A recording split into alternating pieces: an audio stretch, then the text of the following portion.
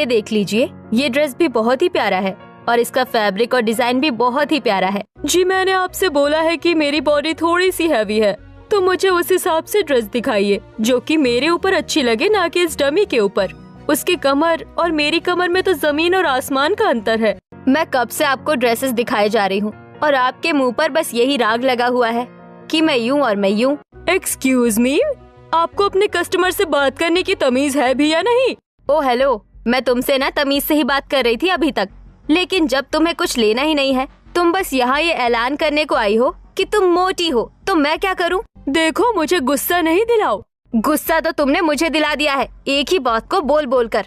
जाओ, मेरी दुकान में नहीं है किसी भी भैंस के लिए ऐसे कपड़े जो कि उसके ऊपर अच्छे लगे, समझ आया? मोटे लोगों पर कुछ अच्छा नहीं लगता है, इसलिए मुझसे किसी ऐसी ड्रेस की उम्मीद नहीं रखना जो कि तुम्हें एकदम हूर की परी बना दे, समझ आया? ऐसी बात है? हाँ मैं थोड़ी सी हैवी हूँ, लेकिन ऐसा नहीं है कि मैं सुंदर भी नहीं हूँ, समझी? और यहाँ आप मुझे फ्री में ड्रेस नहीं देंगी, मैं अपने पैसों से खरीदूंगी, इसीलिए अकड़ को ना अपनी जेब में रखो। पैसे से खरीदूंगी? तो मैं कौन सा तुम्हें फ्री देने की बात कर रही हूँ? हाँ, जल्दी से जो भी लेना है लो और जाओ, वैसे भी मोटी चमड़ी पर क्या ही कपड़ों का पता चलेगा। गीता के मुंह में जो भी आ रहा था वो अपने ग्राहकों को बोल रही थी। सिया ने गीता की सारी बातें मजबूरी में सुन ली। क्या है, अब क्या बस मेरा मुंह ही देखती रहोगी या कुछ बताओगी भी कि क्या खरीदना है? ये वाली ड्रेस दे दो मेरे साइज में। मेरा बस चलता ना तो मैं कभी भी यहाँ से कपड़े ना लेती, लेकिन बस मजबूरी है, कोई और दुकान भी तो नहीं है जो कहीं और से सामान खरीद लूं। लो, और पूरे 5,000 की ड्रेस है, 4,999 भी नहीं चलेंगे, पूरे ही दे रही हूँ, ये लो। सिया ने ना चाहते हुए भी गीता से एक ड्रेस खरीद ली, क्योंकि उसे उस वक्त कपड़ों की जरूरत थी और गीता के शोरूम के सिवा वहां पर कोई और दुकान कपड़ों की थी भी नहीं। गीता एक अमीर औरत थी जो कि अपने नाम की एक ड्रेसेस की दुकान को चलाती थी। गीता की दुकान में कपड़े ज्यादा अच्छे नहीं थे और साथ ही वो पैसे भी ज्यादा बताती थी। गीता बेहद ही घमंडी थी, जिसकी वजह से उसकी दुकान में लोग आ तो जाते थे, लेकिन ज्यादातर की गीता से बहस हो जाया करती थी। ऐसे ही सिलसिला जारी था। गीता का काम अच्छा चल रहा था और आज के दिन भी गीता अपनी दुकान में ही बैठी हुई थी, जहां से उसने बाहर कुछ देखा। हाँ बस रोहित जी, ये हो गया, अब सब मैं देख लूंगी। लो, तुम्हारा ठिया तो मैंने सेट करवा दिया है, अब बताओ कि क्या कुछ और भी करवाना है? नहीं जी, कुछ और नहीं करवाना है, बस अब आप घर जाइए और अपना काम देखिए, बाकी माँ जी को वक्त से दवाई दे देना। गायत्री की बात को सुनकर उसका पति रोहित वहां से आ गया, जिसके बाद गायत्री ने उस तिरपाल के लगाए हुए ठिये पर अपनी सिली हुई ड्रेसेस लगाना शुरू किया। ये यहाँ क्या हो रहा है? मेरे मोहल्ले में ये कौन मेरी दुकानदारी को खराब करने को आया है? गीता ने जब खिड़की से देखा तो वहां पर एक और औरत थी जो कि देखने से तो गरीब लग रही, लेकिन वो भी वहां कपड़े ही बेचने आई थी। गायत्री ने अपने ठिये के बाहर पहचान के लिए ड्रेसेस लटका दी और खुद अंदर बैठ गई, जहां पर वो हाथ की मशीन से सिलाई करने लगी। हाँ, जो भी है, इसको लगता है कि मेरे शोरूम के आगे इसकी ये सड़ी हुई सी दुकान चलेगी। आई बड़ी। एक तरफ गायत्री को देखकर गीता ऐसे बोल रही थी तो दूसरी तरफ, भगवान जी, मैं यहाँ दिल से बड़ी ही उम्मीद लेकर आई हूँ, मुझे अपने इस काम से और आपसे बहुत उम्मीदें हैं, बस आप मेरी उम्मीदों को कायम रखना और मेरा काम यहाँ चलवा देना और मुझे उस मकसद में कामयाबी देना जिसके लिए मुझे घर से निकलना पड़ा है। गायत्री ऐसे बोलकर अपनी दुकान में ही आसपास ड्रेसेस अच्छे से लगाने लगी। गायत्री एक गरीब और मजबूर औरत थी जो कि मजबूरी में अपने घर से निकल कर आई थी। गायत्री ने भगवान का नाम लेकर अपने काम को शुरू किया और इस शॉप की जो शॉपकीपर है ना, वो तो मुझे बहुत ही ज्यादा बुरी लगती है। हाँ यार, सही कहा, उसकी आदत तो ऐसी है जैसे कि फ्रिज में रखी हुई कोई सब्जी सड़ गई हो, इतनी बुरी आदत है उसकी। लेकिन बस क्या करे, उसके सिवा यहाँ कोई मॉडर्न और स्टाइलिश कपड़े बेचता भी तो नहीं है, इसीलिए मजबूरी में बस वही ही जाना पड़ता है। सही कहा। अरे कस्टमर आ रहे हैं, मुझे जल्दी से सेट हो जाना चाहिए। गीता ऐसे बोलकर जल्दी से उठ खड़ी हुई। कुछ ही देर के बाद श्रुति और श्वेता दोनों उसकी शॉप में आ गई और हाँ बताओ, क्या दिखाना है? कुछ अच्छा सा डेली वियर स्टाइलिश और मॉडर्न आउटफिट दिखाओ। ये ले लीजिए, एकदम स्टाइलिश है और अच्छा भी है। हाँ ठीक ही है, वैसे ये कुछ ओवर लग रहा है। आजकल जो हाई स्टैंडर्ड की लड़कियां हैं वो सब यही पहनना पसंद करती हैं। अब अगर तुम्हें ये ओवर लग रहा है तो तुम अपना स्टैंडर्ड खुद ही जाहिर कर रही हो। हम आपके पुराने कस्टमर हैं, लेकिन फिर भी आप हमसे इसी तरह बुरे लहजे में ही बात करती हैं। क्यों? मैं बात करती हूँ? नहीं, मैं तो नहीं करती हूँ। पहले तुम ही कुछ अजीब सी बात बोलती हो जिसके बाद मुझे जवाब देना पड़ता है। अच्छा, ये बताइए कि इस ड्रेस के प्राइस क्या है? 10,000। पैसे सुनते ही दोनों लड़कियां चौंक गईं और डेली वियर ड्रेस और वो भी 10,000। ऐसा क्या लगा हुआ है इसके अंदर? मैडम, इस कपड़े की क्वालिटी देखो, पहनने के बाद जरा भी डिस्कम्फर्ट नहीं लगेगा। और दूसरा, यहाँ क्वालिटी के कपड़े मिलते हैं, ऐसे वैसे कपड़ों से मैं ड्रेसेस नहीं बनाती हूँ। अब जल्दी से अगर लेनी है तो लो, नहीं तो एक मिनट, ये छोटा सा ठिया भी क्या कपड़ों का ही लगा हुआ है? लग तो ऐसे ही रहा है। अरे नहीं, कहीं इस नई औरत की दुकान पर न चली जाए, मुझे कुछ करना पड़ेगा। हाँ श्रुति, कपड़ों का ही दुकान है ये तो, चल यहाँ से कुछ लेने को चलते हैं। अरे नहीं नहीं, एक मिनट रुकिए, मेरी बात को तो सुनिए। ये दुकान जरा भी अच्छी नहीं है और तुम्हारी जैसी मॉडर्न स्टाइलिश लड़कियाँ यहाँ से कुछ नहीं ले पाएंगी। लेकिन हम तो जा रहे हैं, अभी तक तो तुम जैसी आदत खराब दुकानदार से कपड़े लेना हमारी मजबूरी थी, लेकिन अब जब नई दुकान खुल ही गई है तो चाहे वहाँ कुछ भी है हम वही खरीद लेंगे। अरे अरे हाँ, जाना है तो जाओ, वैसे भी जैसे लोग वैसी पसंद, मेरी दुकान में तुम लोगों की कोई जगह भी नहीं है। गीता ने अपनी ही ग्राहकों को भगा दिया, जिसके बाद श्रुति और श्वेता दोनों गायत्री के छोटे से ठिये पर चली गईं, जहां गायत्री हाथ की मशीन से सिलाई कर रही थी। अरे आइए आइए, आपका स्वागत है, बताइए क्या दिखाना है आपको? वाओ, ये चिया देखने में तो छोटा सा है, लेकिन वैसे इसमें कितनी क्यूट एंड एस्थेटिक ड्रेसेस लगी हुई है। मेरा तो दिल आ गया। हमें कुछ कम्फी एंड स्टाइलिश आउटफिट चाहिए जिसको हम डेली में पहन सके। जी हाँ, अभी दिखाती हूँ। ये देखिए, लीजिए, ये कॉटन में है और काफी अच्छा है, ये कंफर्ट रहेगा और मॉडर्न भी। हाँ सच में ही अच्छा है। ये कितने का है? ये डेली वाले सभी सूट है 500 रुपए के, चाहे कोई भी हो। बस 500? वो भी इतने अच्छे कपड़े? अरे वाह, फिर तो मैं बहुत सारे लूंगी। श्रुति ने ऐसे बोलकर जो भी कपड़े उसे अच्छे लगे सभी ले लिए। ऐसे ही श्वेता ने भी ले लिए और दोनों सहेलियां 4-4 हजार की शॉपिंग करके गायत्री के स्टोर से निकली। भगवान तेरा लाख लाख शुक्र है, मैंने कैसे डरते डरते ही ठिया लगाया था, लेकिन मेरी कमाई होना शुरू हो गई है। मैं आज बहुत ज्यादा खुश हूँ, बस ऐसे ही मुझे ग्राहक मिलते रहें। गायत्री ऐसे ही अपने कपड़ों को लेकर खुश हो रही थी कि तभी उसकी नजर दरवाजे पर पड़ी, जहाँ गीता खड़ी हुई थी। आइए, आपको क्या खरीदना है? बंद करो अपने ये नाटक, मुझे कुछ लेना नहीं है तुम्हारी इस घटिया सी दुकान से। तो आप क्यों आई हैं? तुम्हें वार्न करने। मेरा इस एरिया में काम जमा हुआ है, समझी? ये शोरूम देख रही हो, ये मेरा है, यहाँ मैं कब से कपड़े बेच रही हूँ और तुम यहाँ ऐसे अपनी दुकान नहीं लगा सकती हो। बहन देखो, ऐसा है, मैं तुम्हारे मॉल में तो बेच ही नहीं रही हूँ ना, इसीलिए तुम मुझे यहाँ से नहीं हटा सकती हो, समझी? तुम मेरे मॉल में बेच भी नहीं सकती हो, समझ आया? तुम होती कौन हो इसके आसपास भी बेचने वाली? देखो, मैं तुम्हें यहाँ पहली और आखिरी वार्निंग देने के लिए आई हूँ, कल को यहाँ दिखाई नहीं देना, नहीं तो तुम्हारे साथ अच्छा नहीं होगा। देखिए, आप कोई नहीं होती मुझे यहाँ से हटाने वाली या ये बताने वाली कि मैं कहाँ क्या कर सकती हूँ, समझी?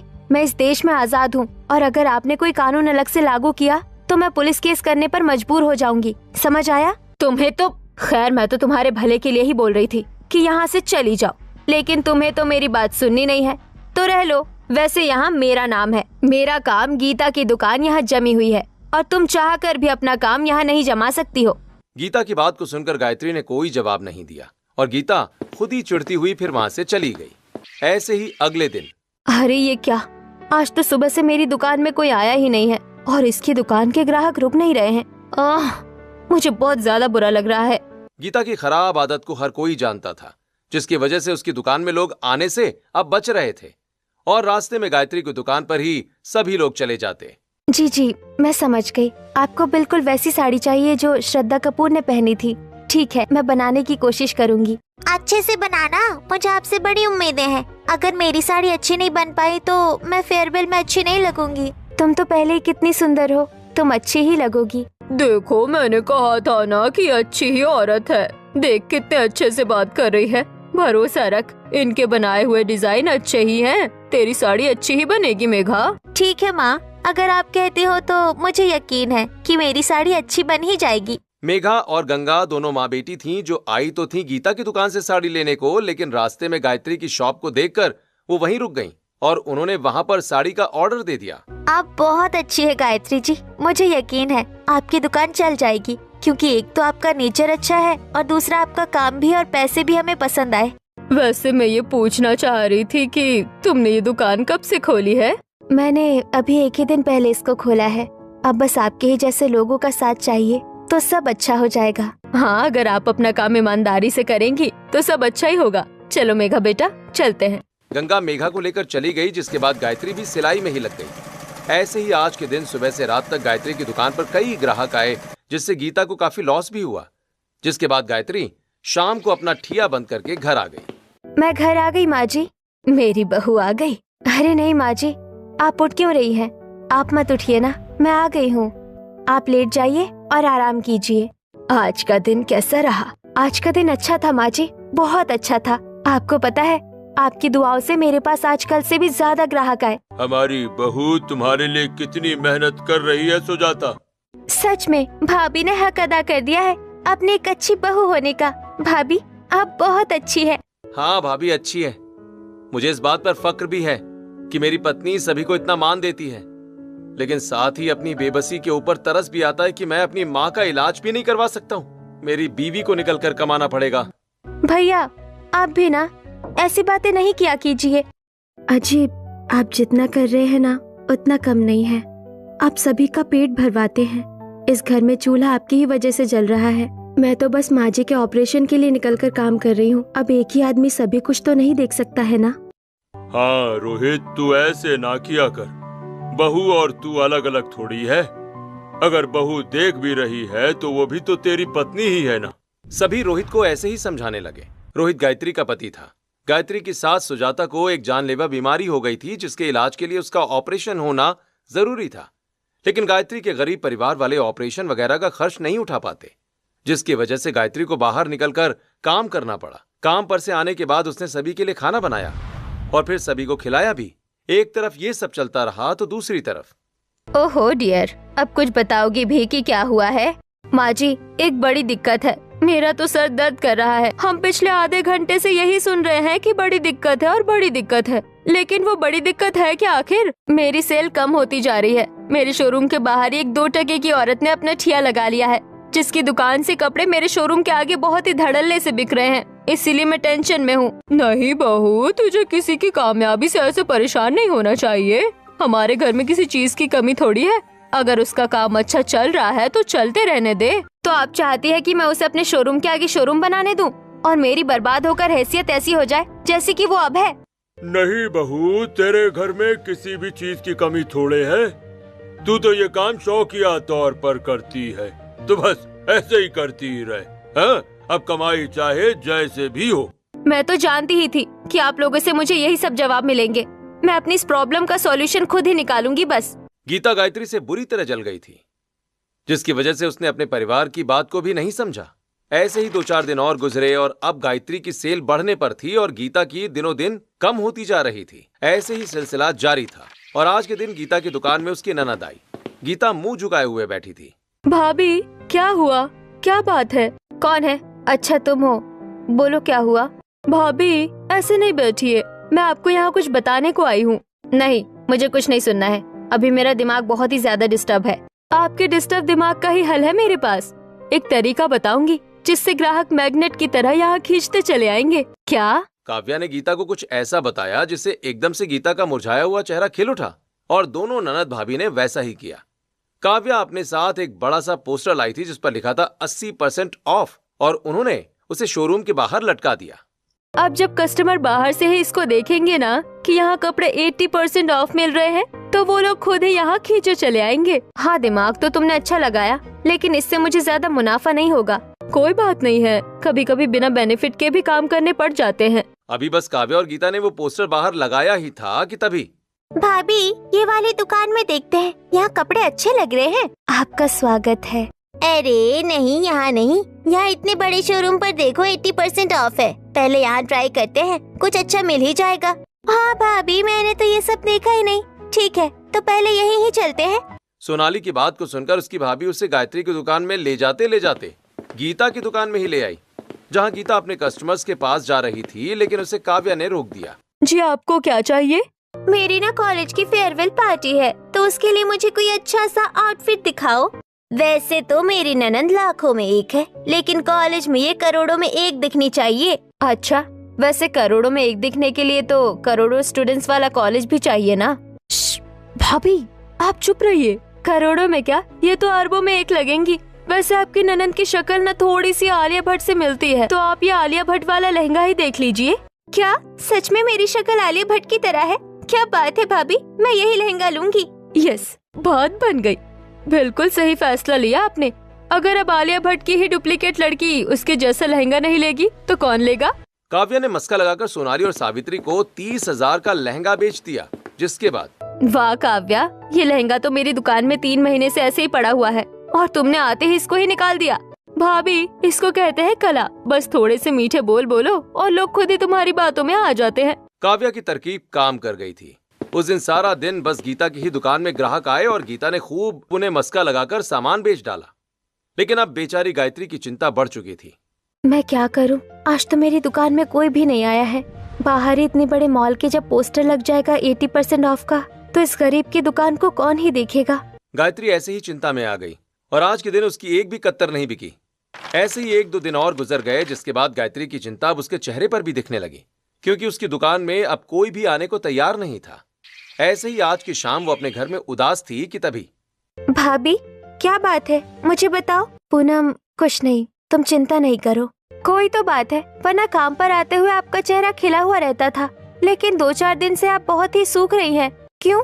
वो बात कुछ ऐसी है पूनम, अब तुम पूछ ही रही हो तो मैं बता देती हूँ। गायत्री ने पूनम को पूरी बात बता दी, जिसके बाद बस इतनी सी बात। भाभी, पता है, बांटने से परेशानियाँ खत्म होती है और ये तो हमारे घर की ही दिक्कत है, समझो। मैं बताती हूँ।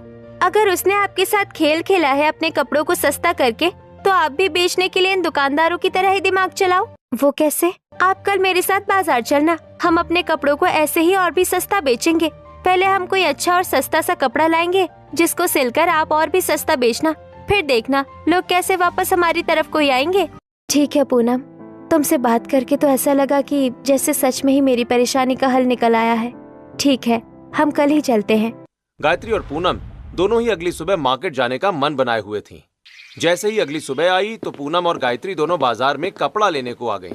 भाभी देखो, ये वाला कपड़ा अच्छा है। हाँ, ये मुलायम भी है और देखकर अच्छा भी लग रहा है। भैया, ये कितने रुपए मीटर है? ये 150। नहीं, हमें इतना महंगा नहीं चाहिए। आपके पास कोई दूसरे कपड़े हैं क्या जो अच्छे हो और सस्ते भी हो? नहीं नहीं नहीं, मेरे पास इससे कम रेंज में तो कुछ नहीं मिल पाएगा, लेकिन यहाँ से थोड़े आगे जाने के बाद हाँ, एक ऐसी दुकान है जो कपड़े सिलकर बेचने वालों के लिए गोदाम की तरह बनी हुई है भाई, तो आप एक बार वहाँ देख लो। जी, मैं जाती हूँ, शुक्रिया। गायत्री पूनम के साथ उन्हीं दुकानों पर चली गई जहाँ राम दुकानदार ने उन्हें भेजा था। वहीं दूसरी तरफ गीता भी अपने शोरूम में आई हुई थी और इसका ठिया तो देखते ही मेरे तन बदन में आग लग जाती है। भले ही मेरा काम अच्छा चल जाए, लेकिन अपने काम के पास मैं इसको काम नहीं करने दूंगी। अब मुझसे नहीं रुका जाएगा। गीता के मन में शैतान आ गया था, जिसकी वजह से वो अपने शोरूम से मौका देकर एक बड़ी कैंची लेकर निकली और गायत्री का बांधा हुआ तिरपाल, जिसको वो एक दुकान की तरह इस्तेमाल करती थी, गीता ने उसे काटना शुरू कर दिया और कुछ ही देर में उसके सभी जोड़ों को काट डाला, जिससे कि गायत्री का पूरा तिरपाल ही खुलकर गिर गया। अरे वाह, अब आना, अब मुझे मजा आएगा। गीता ऐसे बोलकर चली गई। कुछ देर के बाद गायत्री वहां अपनी दुकान का सामान लेकर पूनम के साथ पहुंची तो उन दोनों के होश उड़ गए। हे भगवान, ये क्या हो गया? भाभी, आपके तिरपाल को तो किसी ने काट दिया है, क्योंकि कोई आंधी या तूफान तो आया ही नहीं था। एक गरीब को कोई चैन से नहीं जीने देना चाहता। नहीं भाभी, ऐसी बात नहीं करो, चुप हो जाओ, हम अभी इसका कुछ करते हैं। पूनम और गायत्री दोनों ने हार नहीं मानी और वो दोनों अपनी दुकान को सही करने लगी। गीता अपनी दुकान से इस मंजर को देखते हुए आनंद ले रही थी। अभी गीता ये सब देख ही रही थी कि तभी वहाँ एक लड़की आई। हेलो, क्या है? नहीं, काव्या ने मुझे बोला था कि मैं सभी से अच्छे से बात करूं। हेलो, वो मुझे ना एक मॉडलिंग के शो में हिस्सा लेना है, तो मुझे एक ड्रेस डिजाइन करवानी है। आप मुझे मेरी पसंद की ड्रेस का बजट बता देंगी क्या? बताओ। हाँ तो यामिनी ने अपनी पसंद की ड्रेस गीता को बताई, जिसको सुनने के बाद गीता बोली, मैंने तुम्हारी पसंद की ड्रेस को अच्छे से समझ लिया है। उसे बनाने में 40,000 रुपए लग जाएंगे, क्योंकि जिस तरह का ड्रेस तुम बोल रही हो उसका सामान महंगा ही आएगा। 40,000? हाँ जी, पूरे 40। अब आपकी मर्जी। नहीं, मेरा इतना बजट नहीं है, आप रहने देना। हाँ, यामिनी गीता की बात को सुनकर बाहर निकल गई, जिसके बाद उसे गायत्री की दुकान दिखाई पड़ी। ये कौन सी दुकान है? कोई नई खुली है क्या? इनके ही पास जाती हूँ। भाभी देखो, हमसे जैसा हो पाया हमने कर ही दिखाया।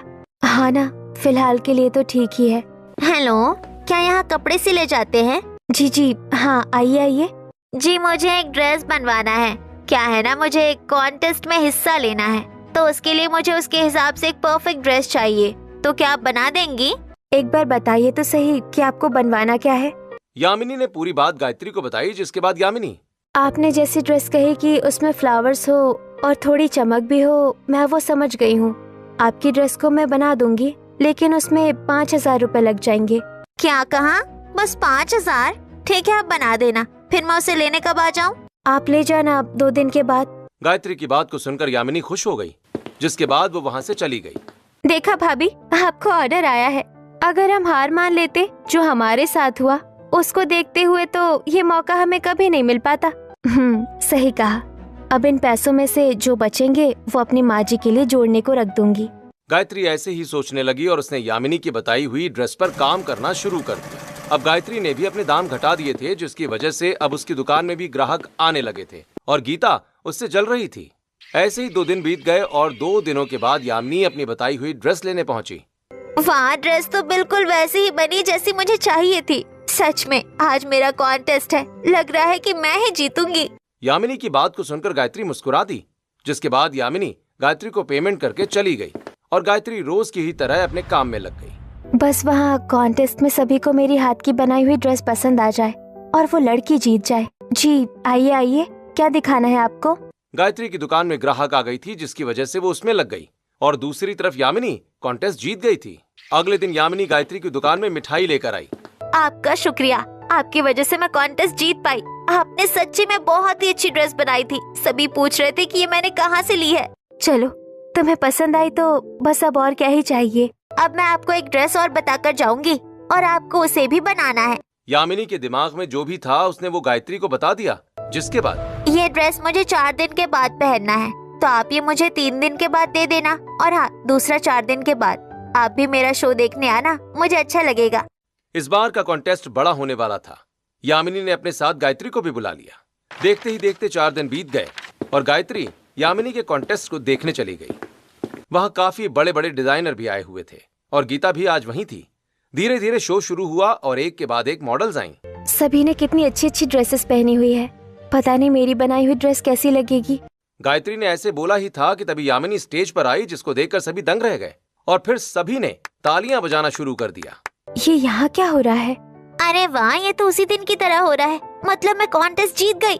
यामिनी का लुक सभी को बड़ा पसंद आया, जिसकी वजह से जजेस ने उसे ही जिता दिया। और जब यामिनी की स्पीच की बारी आई, मैं बहुत खुश हूँ कि मैंने इस कॉन्टेस्ट को जीता और ये मेरे लिए एक बहुत ही बड़ी बात भी है। लेकिन मैं शुक्रिया करना चाहूंगी अपने डिजाइनर का, जिन्होंने छोटी सी तिरपाल की लगाई हुई दुकान में बैठकर इस मास्टरपीस को बनाया। गायत्री जी, आ जाइए। यामिनी ने गायत्री को स्टेज पर बुलाया, जहां सभी गायत्री को देखकर चौंक गए और सभी उससे अपने लिए भी ऐसी ही ड्रेस बनवाने की फरमाइश करने लगे। आपने सच्ची में बहुत ही प्रिटी ड्रेस बनाया है। आप एक मेरे लिए भी बनाएंगी? गायत्री के काम को अब पहचान मिल चुकी थी। गायत्री की आंखों में खुद के लिए इतने ऑफर देख आंसू भर आए। तभी भीड़ से एक डिजाइनर पहुंचा। भाई, आपके काम की जितनी तारीफ की जाए उतनी कम है। इसमें असली हुनर दिखाई देता है। मैं एक डिजाइनर हूँ, क्या आप मेरे ऑफिस में काम करना चाहेंगी? गायत्री की आंखों में आंसू थे। उसने रमेश को इशारों से हाँ कह दिया, जिसके बाद वो उसके ऑफिस में लग गई, जहां से उसे इतनी अच्छी तनख्वाह एडवांस में मिली कि गायत्री की सास का ऑपरेशन भी हो गया। ऐसे ही अब गायत्री गीता से भी दूर थी, तो वो खुशी से अपना काम कर रही थी। वहीं गीता का काम अब ठप हो चुका था, लेकिन उसके पास पछतावे के सिवा कुछ नहीं था। इसी तरह अब गायत्री की जिंदगी संवर चुकी थी और जिसने जो काम किए उसका फल उसे मिल रहा था।